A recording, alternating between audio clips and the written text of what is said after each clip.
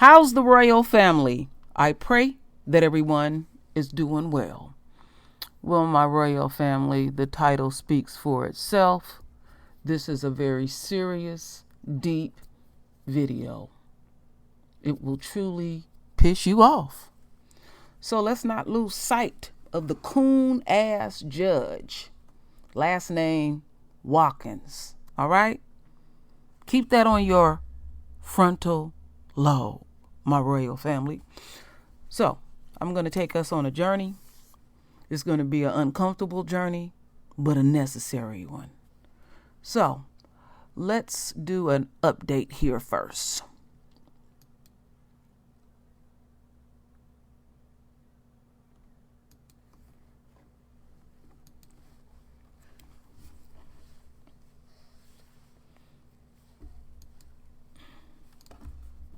For the first time on July 26, 2018.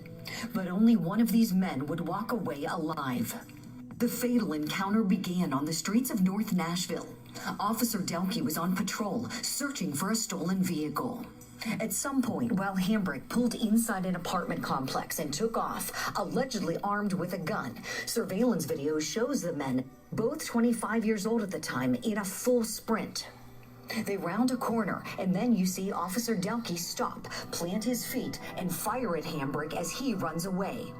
Hambrick falls and never gets back up. According to reports, Hambrick was hit 3 times, twice in the back and once in the back of the head. City officials forced to respond as community outcry intensified.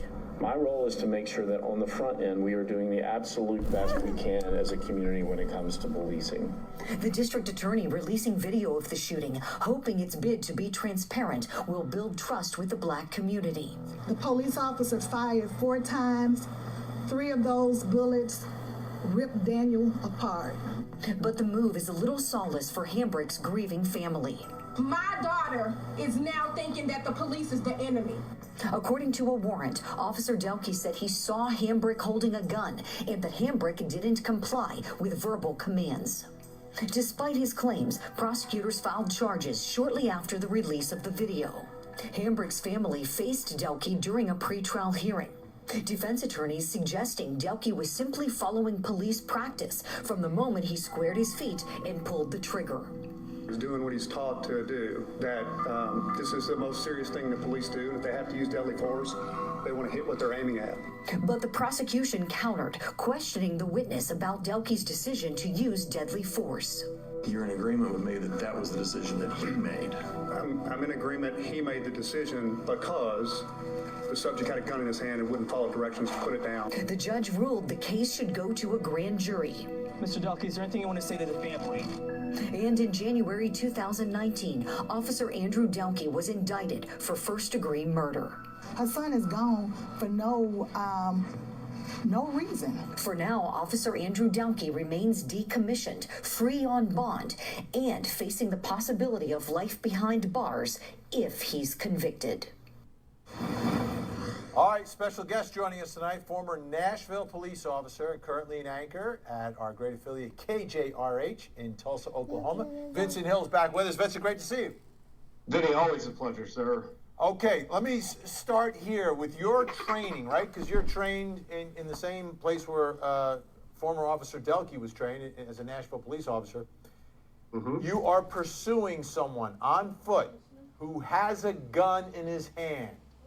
What are you supposed to do? What are you trained to do? Right. So, Vinny, let's be clear. This is much different than George Floyd, where there was every opportunity to make sure he didn't die. But here you had 2 words that will come out on this trial, Vinny: imminent danger or imminent threat. And that's what police officers are trained to do. And in watching this package that we just showed, I noticed there's a quick flash of where you can see Hambrick kind of turn towards Delkey. So here's the thing. Just because someone is not facing you head on doesn't mean they can't shoot you. So if Delkey is able to take the stand and articulate that he felt that imminent danger, that imminent threat, I think he has a viable case here, because at the end of the day, his job is to protect and serve the people of Nashville. So if Hambrick would have gotten away and he would have gone and shot 5 people, are going and robbed a store or something like that, which will come up in trial because he has criminal history of that, then Delkey would have been neglecting his duties to protect and serve the people of Nashville. And people watch the video and say, he's running away. You shot him in the back. He's got a gun. How long does it take for someone who is not facing you to fire a shot at you? And is there anything in police officers' training that you have to wait to be fired upon before you should fire your weapon? Well, Vinny, it takes less than a second, I can tell you that for sure. And B, the second you wait to be fired upon is the second you die, right? Because once that bullet is out of the chamber, there's no turning back. And just because someone's running doesn't mean they need to take perfect aim. This is not the movies. This is not Hollywood. They don't need to take perfect aim to hit you or hit someone that's behind you, that grandmother that's walking their grandkids, that kid getting off the school bus. So the second the officer waits is the second either he dies or someone else dies if that bullet comes out of that chamber. Now, through the years, we both have covered a lot of stories involving police shootings. And a lot of times, even in sometimes where the victim is unarmed, you will hear testimony about the victim reaching for something. I can't see his hands or her hands, and I see them reaching for something, and I'm afraid they're going to pull something out, or they have an object in their hand.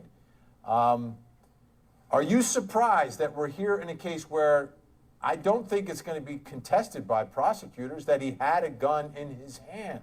This isn't a case where he's reaching for an unknown object, has an unknown object in his hand, but it has an actual gun. Are you surprised that in Nashville, where all this has taken place, that charges have been brought against this officer under these circumstances? In 2020, when the shooting or 2019 rather, when the shooting happened, no, I'm not surprised. When I was on the department, I would have been surprised. I think it's the climate that we're in, right? Everyone wants to rush to judgment against police officers when, police officers have the hardest job in the world next to being the president of the United States. I always tell people, when I was in the military, if I saw the enemy coming downfield, I still had to get permission before I could fire. But if I'm chasing a bad guy that's armed with the gun that I know if he gets away or she gets away, it could be detrimental to the public, then I don't have that option. I have to act within those split seconds. So I am surprised, but here's the thing, Vinny. Like you said, no one's arguing that there wasn't a gun here, because if that was the case, we would have already heard that, he was unarmed. But no one's come out and said Hambrick was unarmed. So I think Delkey was faced with, one of those split-second decisions he had to make based on his reasonable decision at that point.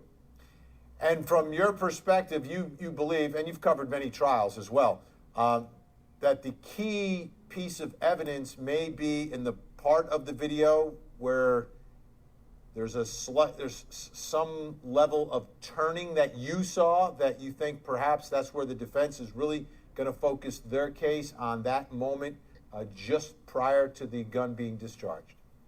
Absolutely. Because again, Vinny, you don't have to be facing someone dead on to shoot them.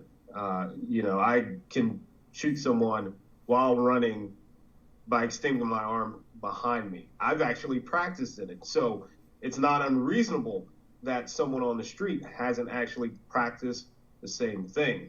When we were in training, we would practice from shooting on our backs, shooting on our stomachs. So, and I've seen videos of criminals doing the exact same training. So it's not unreasonable that Delkey could have been hit if Hambrick would have fired upon him. Vincent Hill, always great to have your insight and perspective. I know you're super. This is all bullshit. So he was charged with murder. And then you got this coon motherfucker sitting up here talking about he made a slight turn.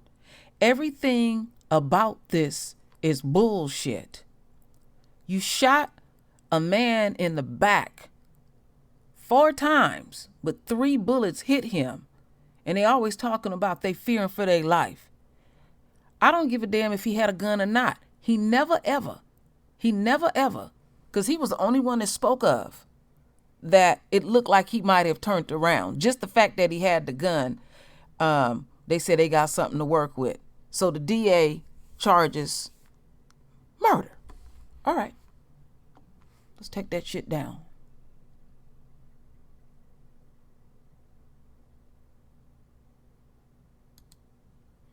So, that's one I want to get into. Okay, so we're going to get into this first video. Don't forget the coon. This is this sorry looking motherfucker right here, all right? I can't hold my tongue on this, and I'm all off sequence because I'm so upset. Yes, thank you.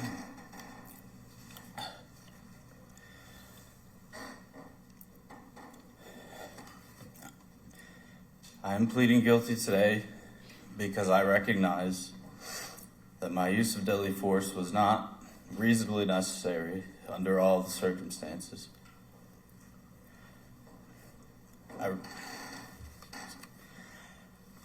I recognize that what happened on July 26, 2018 was tragic. Mrs. Hambrick lost her son that day, and I am responsible for her loss.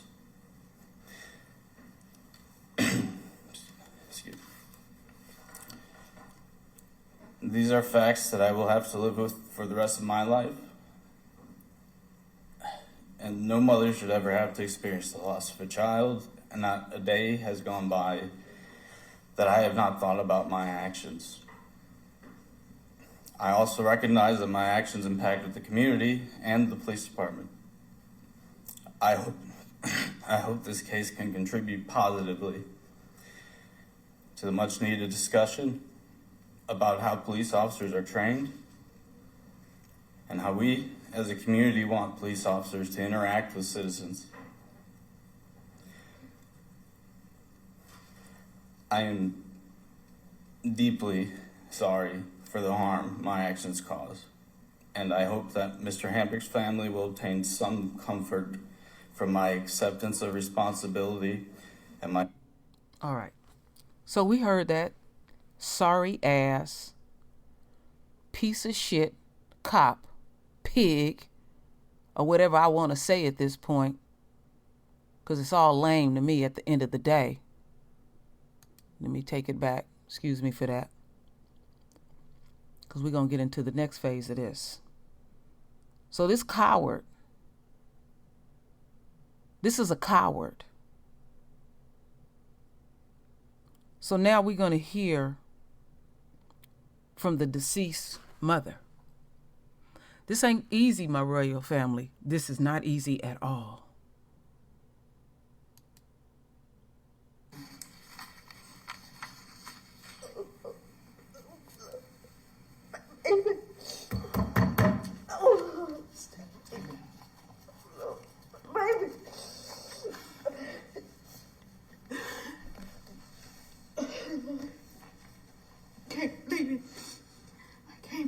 Judge, I can't believe it.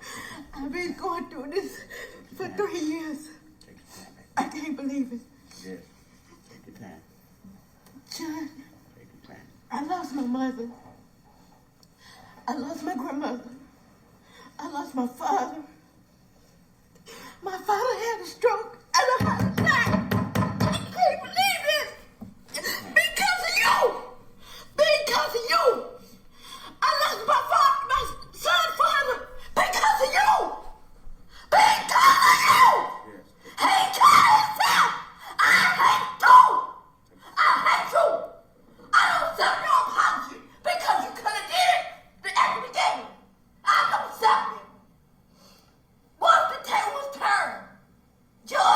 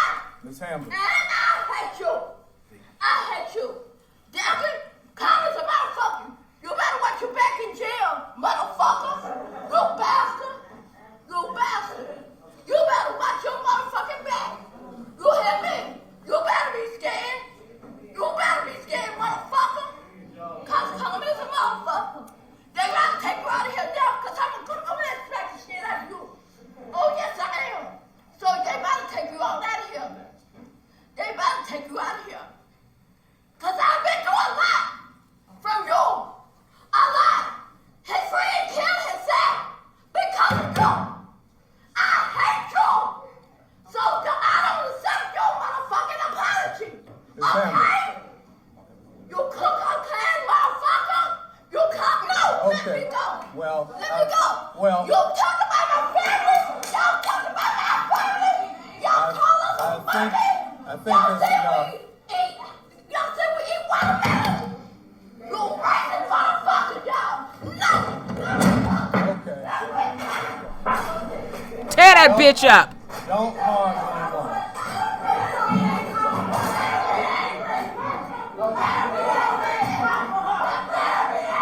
Don't come up here.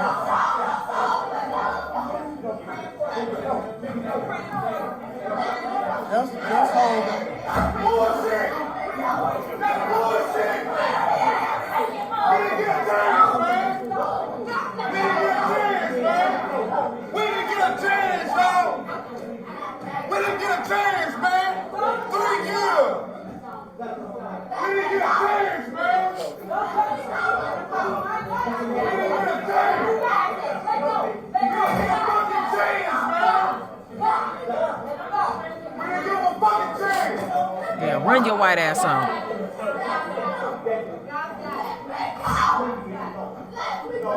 We didn't get a fucking chance, man!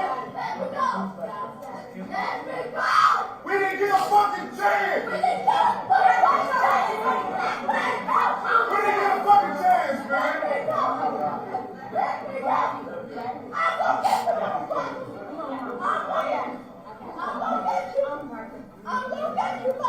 a fucking chance, man!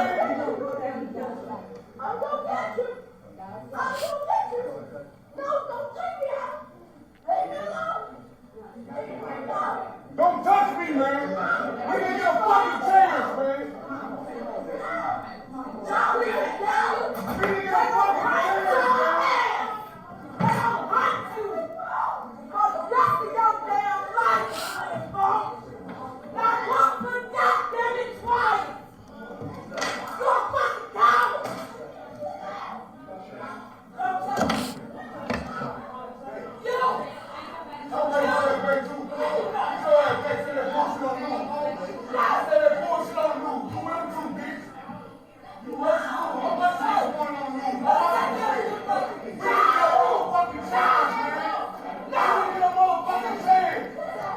Now I'm going to freeze it right there, my royal family, and I have tears in my eyes.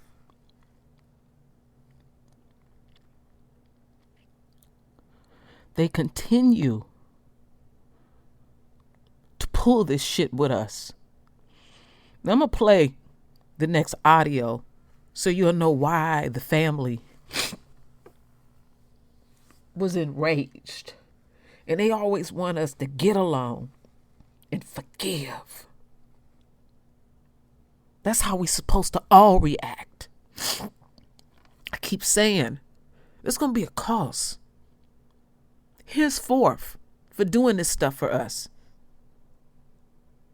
Now, I want y'all to listen to this audio while I collect myself.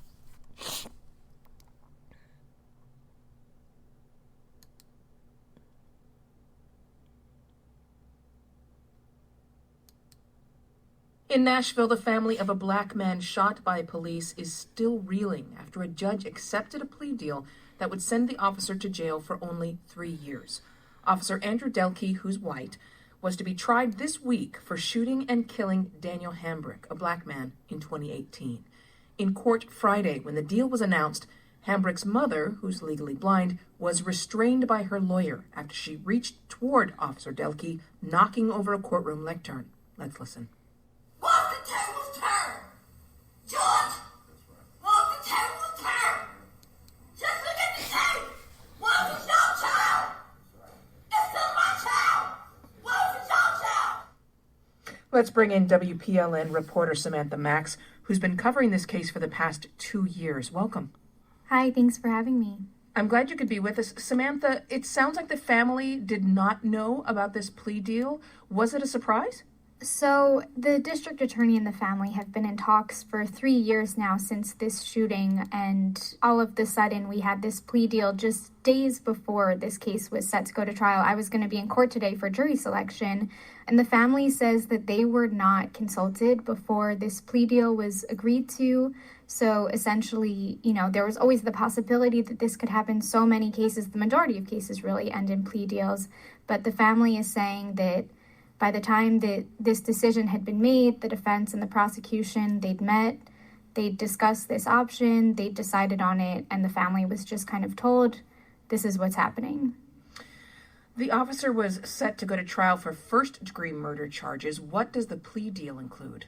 So instead, Andrew Delkey has pled guilty to voluntary manslaughter. If he had been convicted of first-degree premeditative murder, he could have spent the rest of his life in prison. But instead, he has been sentenced to 3 years, which he will be serving not in state prison, but in the local jail. So that also means that because of good time credits, if he's well behaved, he could get out in about a year and a half. So it's a pretty big jump from what we could have seen if there had been a conviction for the original charge.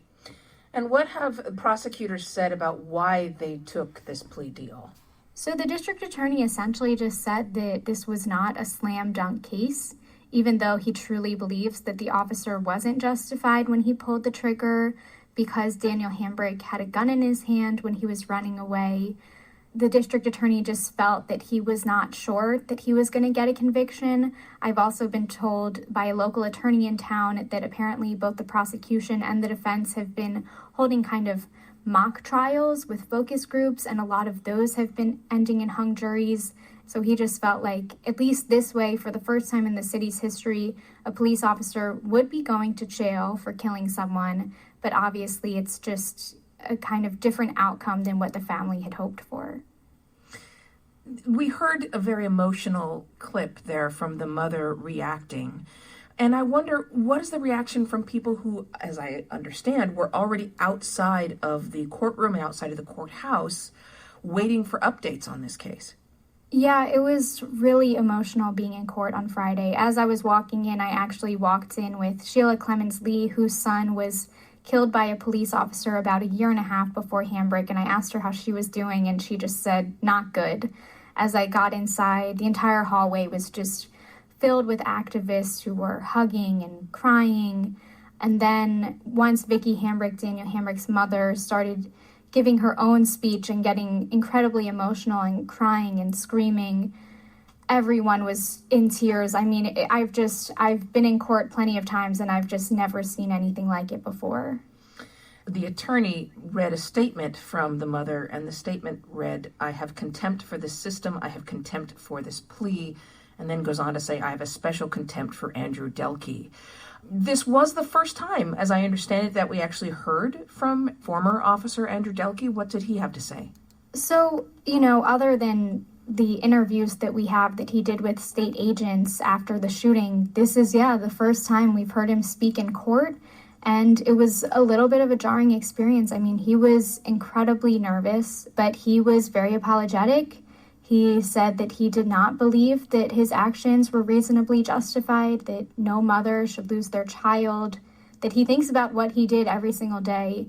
And something that was really interesting is, whereas his defense attorneys and the police union for 3 years now have been saying Andrew Delkey was completely justified in his use of force, he was just following his training.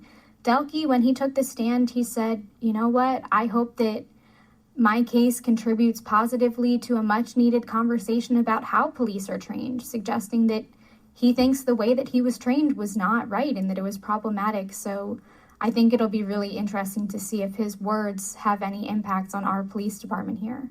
WPLN reporter Samantha Max, thank you so much. Thank you. So, my royal family, now you understand the passion and the rage that the family had, because this go along, get along, coon-ass judge didn't see nothing wrong with manslaughter. He was charged with murder. And you heard the explanation. They didn't include the family in shit. And then they want us to sit up and do some We Shall Overcome and rock back and forth and do some deep forgiving. Fuck forgiving. We don't have the ability to forgive. And then you think you can throw us some dollars, because that's all y'all do is they put value on something, some money. Like you can't even satisfy us with money. We want our family back. And to do that family like that, this is the way, this is the example, my royal family, how we got to get down with the enemy. See, this is the enemy supporter. And he all right with that. Everybody that was involved in that nefarious shit, I have already put out in the universe. You get no peace whatsoever henceforth. We have to start putting that type of energy out, my royal family. Enough is enough. And this puck-faced motherfucker, I don't care what he looked like. Because when he was saying what he was saying, that pie-face ass white woman was sitting up there almost mouthing it. He'll be out in about a year's time. And he ain't going to prison. They got a nice little cush spot for him. Like they're doing to Derek Chauvin too. Yeah, they always have little nice little cush spots for them. And then they want us to be understanding. So you didn't kill another royal. I don't give a damn if he had a gun in his hand. I didn't see it. All right?